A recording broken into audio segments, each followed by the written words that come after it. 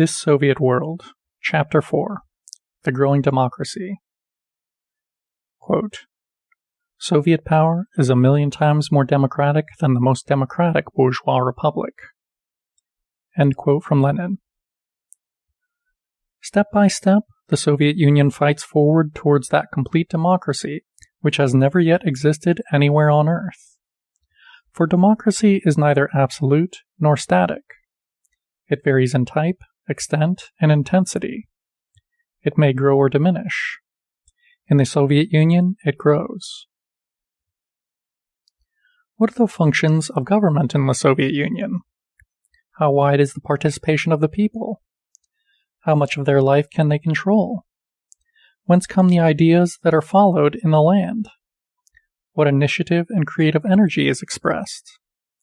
Who rises to high posts, and by what means? All these questions must be considered in determining what kind of democracy exists.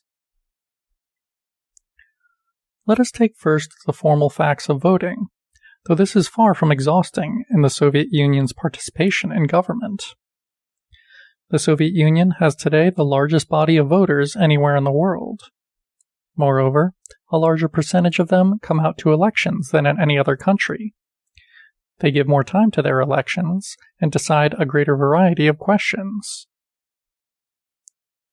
All, quote, toilers over the age of 18 may elect and be elected. The word is interpreted to include students, housewives, old people who have passed the age of work, as well as those more formally known as workers. Voting thus extends to a younger age than is common elsewhere, and there are no disqualifications for transient residents, paupers, migratory workers, soldiers, sailors, such as exist in most countries. Even non-citizens may vote if they work in a Soviet industry. There are no restrictions for sex, creed, or color, nor even for illiteracy. The only significant restriction relates to exploiting elements, but the steady decrease of privately owned enterprises has cut the disenfranchised to 2.5% of the population in the 1934 elections. By 1937, it is expected that all will have the vote. In the 1934 elections, 91 million people were entitled to vote, and of these, 77 million, or 85%, actually participated, which is double the proportion found in most countries. Let us take a motion picture of a Soviet election. In December 1934, the Moscow streets were thronged with processions, continuing for several days. Special streetcars, gay with banners, carried people to meetings. Men and women gathered in side streets, formed in line with merry chatter, and went with bands and flags to the buildings secured for their election meeting. All over the country, for more than a month, elections had been going on in faraway factories and villages. Soviet elections do not take place on a single day, but are determined by local convenience within a period of several weeks prior to the convening of an all-union Congress. Localities choose dates which will enable their outgoing governments to finish their business, and give the incoming governments time to prepare demands for the all-union Congress. These candidates and demands had been subjects of much discussion, but the attitude to the elections expressed itself rather in action than in talk. Hundreds of thousands of peasants were joining collective farms, quote, to break with the past and enter the elections as collective farmers, end quote. Factory workers were energetically completing new models of locomotives, turbines, inventions, to send as presents to the coming Congress. There were, in fact, so many of these presents that the sending of most of them was ordered confined to reports. In wooded mountains of Siberia, the dark-skinned Orots announced proudly, quote, we have abandoned the wandering life of wigwams. We have raised our literacy rate from 6 to 89%. We enter these elections as educated farmers, settled on our own soil. End quote. From the Turkoman Republic, they were matching this claim with another, quote, our once suppressed women have increased the proportion who turn out to elections from 2.5% to 73% in these 8 years." End quote. The historic city of Kiev was boasting, quote, "Half our elected deputies are women.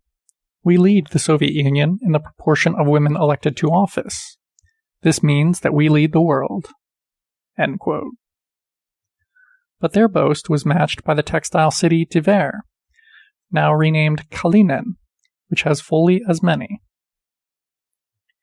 Young pioneers were reciting poems to urge on their elders, quote, "that we may build more firmly, advancing more confidently to victory.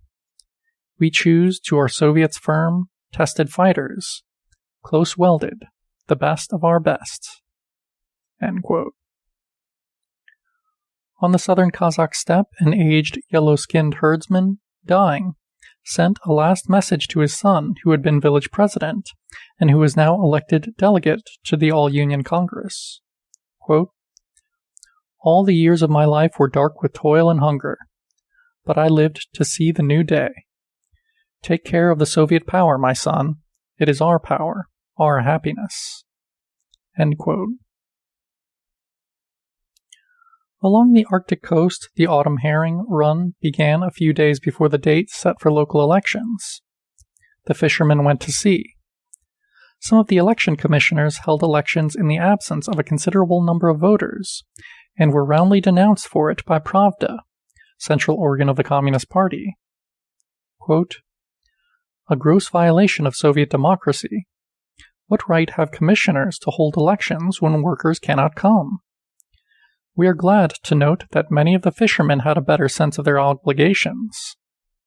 Many crews held their own meetings and sent deputies ashore with their instructions. But they should not have been forced to do this irregularity. The proper course was found by those commissioners who held regular election meetings on the boats, and thus combined enthusiastic work for a good herring catch with the collective decision of what to do with it." End quote. All of this, taken together and multiplied by millions, makes plain the essence of the Soviet election. It is an act of joint owners deciding what to do with their production, how to build a good life on the proceeds. The task of officials is not to enforce some precedent, but to find ways of adjusting election machinery to voters. The hottest elections we ever had, they bragged of the 1934 elections, proud of the increasing popular participation in government, which is relied on to check bureaucracy and make state enterprises efficient. The basic unit for government is the working institution, the factory or office. In rural districts, it is the village. Deputies are chosen to the local government, the village or city soviet. Footnote: the word Soviet means council. City Soviet is a city council. End footnote. The basis of representation and size of the local Soviet depends on the size of the community. Gulin village, whose election I visited, has one deputy for every 40 workers, and a village Soviet of 13 members. Moscow City elects one deputy for 1,500 voters, and has more than 2,000 members in its city Soviet. These local deputies meet soon after election to form the new government.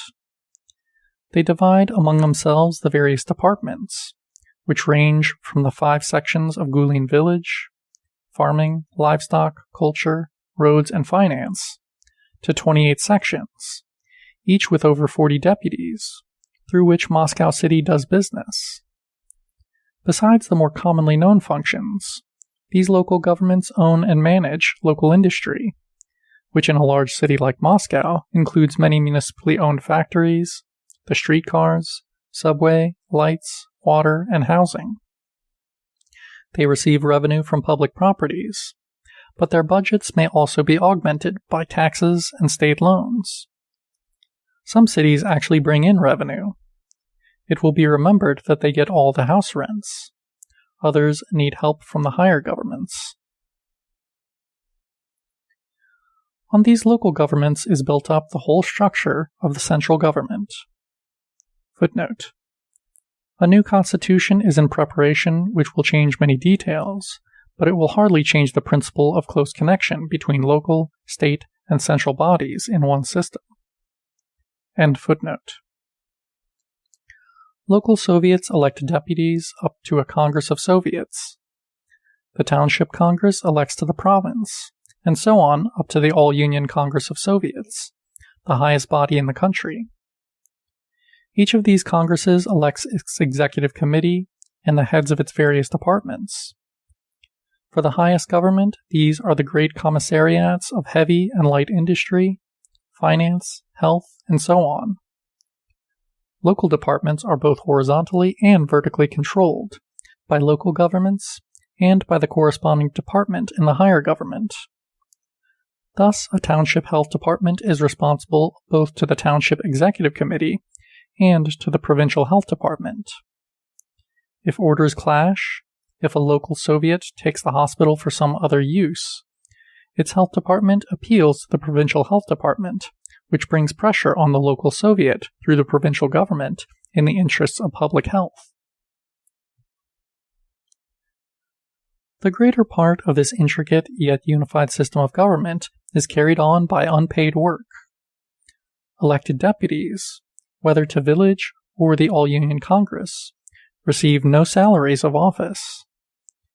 They draw their usual wages from the factory or institution which sends them, and in which they keep on working, except insofar as they may be, quote, released from production for the needs of government. This varies with the importance of the work they do. There is thus no hard and fast line between the citizen and the man in office. Deputies are a link between the collective life of the factory and the larger collective life of the country. Any worker may approach them conveniently any day in their place of work to ask about the fulfillment of instructions given by the voters. They may be recalled by their constituents at any time simply through a factory meeting. If voters thus constantly call on their deputies, the deputies are equally entitled to call on the voters for help in carrying out the election program that they have voted. A deputy is no substitute for the people, no ruler. He is the representative who organizes them in their own tasks of voluntary government work. Millions of citizens take active part in the sections of the government: housing commissions, school commissions, taxing commissions, labor inspection, and so on. Those who develop a taste for running public affairs will be chosen at some election for more continuous and responsible work. Those who specialize in some field, such as health, courts, housing, may be sent on pay for some months or years of study and become full-time civil servants in these departments. The growth of democracy in the Soviet Union thus depends directly on the extent to which citizens can be interested in taking part in operations of government. This interest is in part assured by the fact that government is so clearly the direct organizing of all aspects of the citizen's life. In a million matters, the citizens give direct instructions during the election. They order the increase of schoolhouses or sound films, the improvement in the quality of bread, the increase of retail stores, the transport of goods in big cities by night. They demand the breaking up of housing trusts into smaller cooperatives, or the introduction of a less specialized education in the schools. All of these were part of some 48,000 instructions issued directly by Moscow voters to their city government, which reported within 3 months on the fulfillment of many hundred demands and on the disposition made of all. When instructions clash, as when some citizens want an odorous industrial plant removed from their neighborhood, while others want it to stay, commissions are formed which try to satisfy not merely the majority, but as nearly as possible everybody, not through a showing of hands in opposition, but through various adjustments to the suggestions made by all. Capitalist ownership of private property limits the citizens' participation in government to an approval or rejection, expressed in conflict, of general policies. Socialist ownership causes government policies to grow directly and naturally from the correlated demands of millions of people, all of whom are interested in improving the country's wealth. The interest of citizens in government is also consciously promoted by the Communist Party, which stirs up wide competitions between factories, villages, cities, as to the extent and energy of their participation.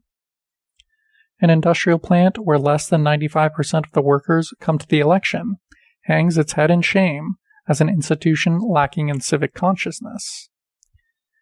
Candidates never make speeches or election promises. This would be considered highly indelicate. But the voters pride themselves on picking deputies whose previous work has been notable, and who therefore give promise of being widely useful.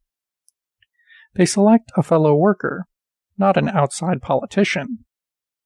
Students choose a student. Auto workers choose an auto worker. The Moscow Grand Opera elects a famous singer. The future task of these deputies is to extend on a wider scale the type of work for which they are already known. The opera singer will organize connections between the Moscow Grand Opera and the villages, sending out artists to help rural singing classes. The printer on the Peasants' Gazette, who mechanized its mailing list of 2 million subscribers, was elected to the Moscow City Soviet with instructions to help mechanize all the newspapers of the city. A textile worker who helps organize a good day nursery in her factory will be elected by her fellow workers to help improve the city's day nurseries, and will choose to work on the health section of the local government. The operation of Soviet democracy is thus so intimate, continuous, and organic that the observer, fresh from capitalist politics, hardly recognizes it as government. Where is the debate? Who determines general policies? Can the people throw out the upper officials? Can they throw out Stalin, the Communist Party? The Soviet voter, when asked these last questions, replies in a puzzled way, "Why should we want to?" The questioner thinks he has been evaded. But all elections presuppose an existing economic system, which voting is powerless to change. Voters in America cannot change Rockefeller's method of operating oil companies for private profit. Similarly, no Soviet election raises the issue of returning public properties to private hands. This was settled by the revolution, and forms the foundation beneath the whole government. Barring that question, there is nothing whatever that Soviet voters cannot change. They actually do change thousands of officials at every election, and as their acquaintance with the wider problems of the country grows, the forms of democracy are being widened to include direct control of the highest officials. Stalin's chief post is not in the government, but as General Secretary of the Communist Party, which would certainly remove him if his policy and actions should ever discredit him with the people. At present, he is by far the most popular man in the country. To throw out the Communist Party bodily would be to throw out all the leading and organizing elements in all factories, farms, schools, and enterprises. It could clearly be done only by upheaval leading to chaos. But the citizens are constantly at work changing the very membership of the party, any member of which may be, quote, cleaned out, on protest of his non-party associates that he is too dictatorial, too rough towards workers, or merely not a fit leader. Several elections which I attended will concretely show how Soviet democracy functions.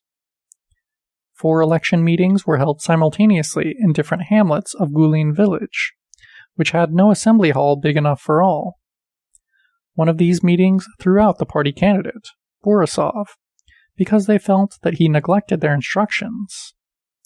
They elected a non-party woman who had displayed energy in improving the village, and was praised by the election commissioner, himself a party member, for having discovered good government timber which the party had neglected. The central meeting in Gulin expected 235 voters. 227 appeared, and were duly checked off by name at the door. There ensued personal discussion of every one of the 9 candidates, of whom 7 were chosen. Mikhailov, quote, did good work on the roads. The most enthusiasm developed over Menshina, a woman who, quote, does everything assigned her energetically, checks farm property, tests seeds, collects state loans, end quote.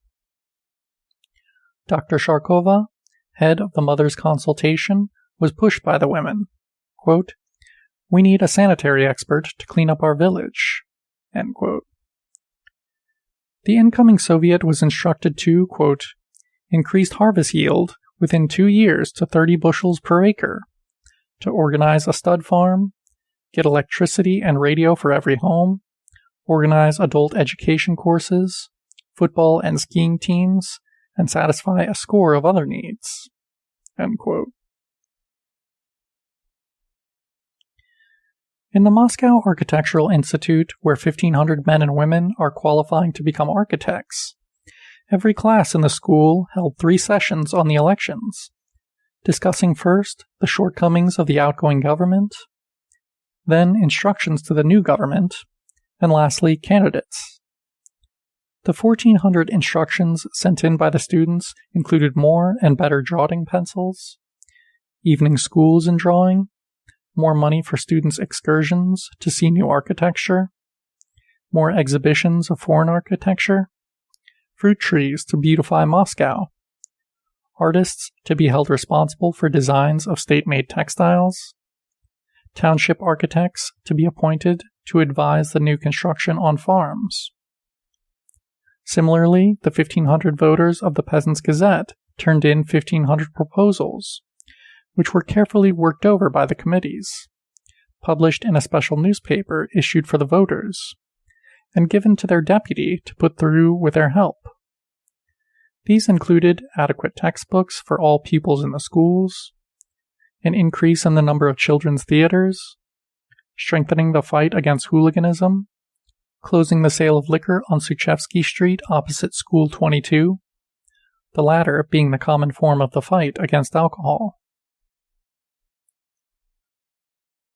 Instructions thus adopted become the program of incoming governments, which they use as a weapon to get what they require from provincial and central authorities. Some of the demands can be put through by the electors themselves with the help of their deputy. Others need central assistance. When the All-Union Congress meets, it knows how many villages are demanding airdromes, sound films, textbooks, electrification. These demands, correlated by engineers and economists, form the content for future development of the life of the country in the direction its citizens choose. But the citizens themselves expect to work to accomplish it. If villagers ask for a 7-room school or a landing field for farm airplanes, they expect deputies to investigate possible fields, make recommendations, get the needed machines from some central authority. But they themselves expect to haul the timber or pay the men who haul it with labor days credited against the joint harvest. Democracy in Soviet life is not confined to government. Trade unions organize many aspects of workers' life. Collective farms and cooperatives organize production and distribution for the farmers. Their organization is separate from that of government. It is also democratically controlled. In the past 2 years, democracy has become more intimate and decentralized in both these directions.